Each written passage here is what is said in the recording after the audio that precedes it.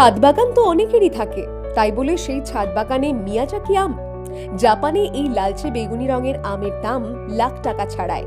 সেই দুষ্প্রাপ্য সুস্বাদু আম এখন ফলছে কোচবিহারের অঞ্জন বাবুর ছাদ বাগানে। 2020 সালের লকডাউনের সময় অবসরপ্রাপ্ত অঞ্জন বাবু ছাদে বাগান করতে শুরু করেছিলেন। প্রথমে নিছক অবসর কাটানোর একটি উপায় হিসেবে শুরু করলেও এখন তার রীতিমতো তার নেশায় পরিণত হয়েছে। দিনের বেশিরভাগ সময়টাই তার কাটে ছাদে থাকা তার প্রিয় গাছগুলোর মাঝে।